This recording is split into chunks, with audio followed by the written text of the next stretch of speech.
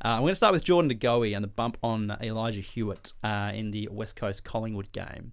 The bump heard around the world, eh? Well, it's taken off, hasn't it? And it's not just the actual bump and the fact that he's been sent straight to the tribunal. He chose to bump and could have corralled or could have tackled and all this kind of stuff. But it's actually the byplay beyond the bump that has kind of taken the headlines. And I want to get your thoughts, Jay, because you've got a few strong opinions about bits and pieces relating to this kind of stuff. But firstly, the Dom Sheed comments that he should have got a month or two for the incident.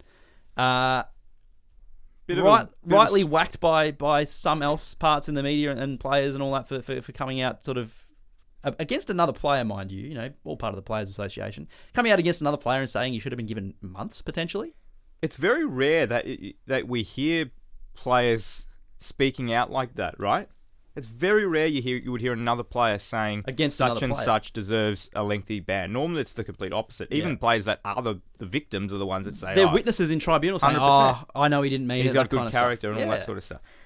Yeah, it was a bit weird. Someone brought up the point that Andrew Gaff, his teammate, when he punched Andy Brayshaw, got 6 weeks. So it's like basically saying it's worse than that.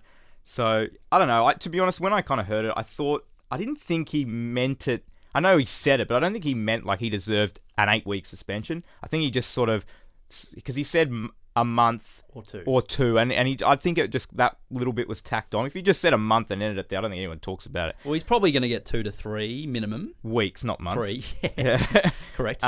So 3 minimum, right? Yeah. If it's tribunal, it will be 3 minimum. Unless they argue it. Yeah. And I think 3 is probably the right number. So the other major incident in the last 12 months that I think a lot of people are comparing it to was the Tom Stewart bump on Dion Prestia last year, which obviously left Prestia concussed straight out of the game. So it was quite a similar incident. I think that one was a later hit.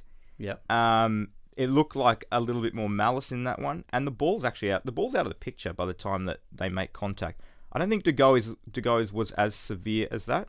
However, I'm not in the camp of some of these ex-AFL players and media personalities trying to really play it down as if it was... I can't get my head around some people saying that that's just a football act. It's not anymore. Yeah. We know from the last 3 years, and I've been consistent on the pod. After the guys got rid of the ball, you're not allowed to touch it. Exactly. So to line them up like that is even worse. Even the time between that Stewart and Prestia incident and now, things have changed. So obviously we've had groups of players sue the AFL for negligence around CTE, concussion and all that kind of stuff. Mm-hmm. And the tribunals come out a lot stronger about it. I mean, the issue that we had earlier in the year was that Cozzy Pickett was very fortunate in his bump in round 1 on Bailey Smith because Smith got up straight away and kept playing. Whereas Elijah Hewett, young kid, I know his age shouldn't matter, but you know, these are young men you're talking about, you know, or women in the women's game where if you hit them, they're still growing.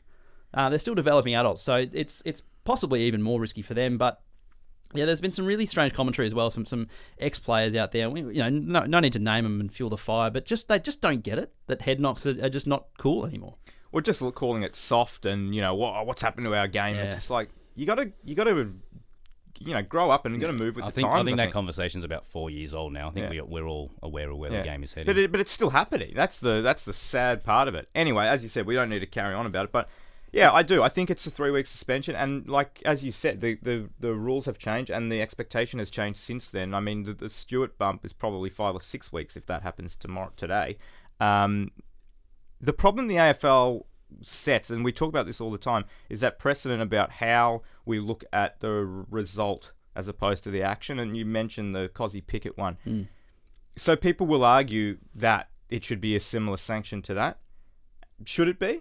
Should it not be? That's the question. I'd argue that it's always the action that deserves the punishment as opposed to the outcome, whether he's concussed or not. I think players now should be going into contests like that, where De Goey was the only one nearby who could have affected the play, could have corralled, could have put his arms around to try and tackle, and chose pretty early, I think, before the ball had left, to shoulder up. And look, it's just the risk you run. If you bump someone and it comes off, you go shoulder to shoulder, and everyone's up and happy, it's fine. If you're a coach, but the risk is you could concuss someone. If you're a coach in the football today, are you trying to get bumping out of your players' game? Like, do you want your players bumping? It's so risky. Like ball in risk dispute, reward. Maybe. It's not ball in dispute. Maybe.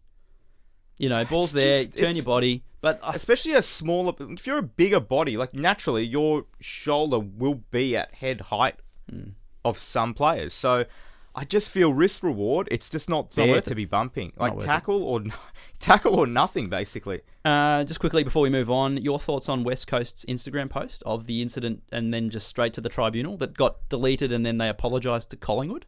Yeah, a bit in the same family as Sheed's comments. It was a bit strange, the way in which they came out and then sort of back. Club social media.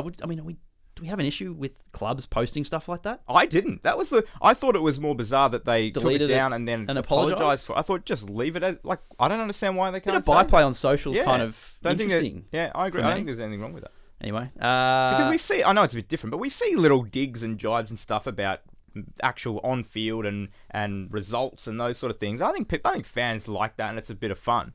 I understand this is a little bit different, but it was the Eagles doing it. I guess the victim, as opposed to Collingwood doing it. I had no issue with it.